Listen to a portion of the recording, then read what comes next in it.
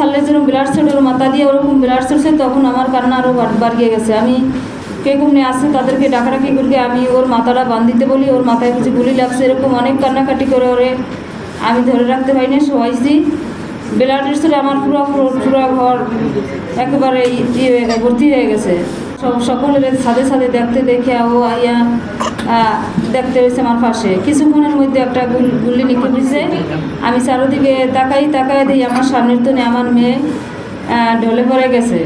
তখন আমি মনে করছি যে ও আতঙ্ক হয়েছে, যে আমি ওরে ধরছি আর দিয়ে ও নিচের দিকে চলে যেতে আছে। আমি তখন সিকেট দিয়ে ওরে ধরার পর শোয়াইছি, আর এর মুহূর্তেই কল ছাড়লে যেরকম ব্লাড ছিল ওর মাথা দিয়ে ওরকম ব্লাড চলছে, তখন আমার কান্না আরও বাড়িয়ে গেছে। আমি কে ঘুমনে আসছে তাদেরকে ডাকাডাকি করি, আমি ওর মাথাটা বান্ধিতে বলি, ওর মাথায় কিছু গুলি লাগছে, এরকম অনেক কান্নাকাটি করে ওরে আমি ধরে রাখতে পারি না, শোয়াইছি। ব্লাডের ছিল আমার পুরো ঘর একেবারে ভর্তি হয়ে গেছে। আমার মেয়ের বুলেট পরে আমার মেয়ের যখন অনেক সকলে আসছে, তখন আমি প্রাকৃতিক হাসপাতালে নিয়েছি। পরে ব্লাড যখন পরিষ্কার করছে, ওই সময় আমি বুলেট পাইছি। আমি বুলেট ওই সময় আমি চিনি নাই, আমি অনেকের দেখাইছি এটা কি, পরে অনেকে কইতে পারে না, অনেকে আবার বলছে। তো আমার মেয়ে 2.5 মাসের বাচ্চা দিয়ে মারা গেছে।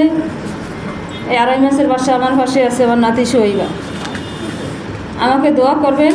আমার স্বামী নাই, আমি অসহায় অবস্থায় আমি ঢাকাতে আইছি, আমি কাজ করিয়ে খাইছি। আমার 3 ছেলে, 1 ছেলে এখন অসুস্থ আছে।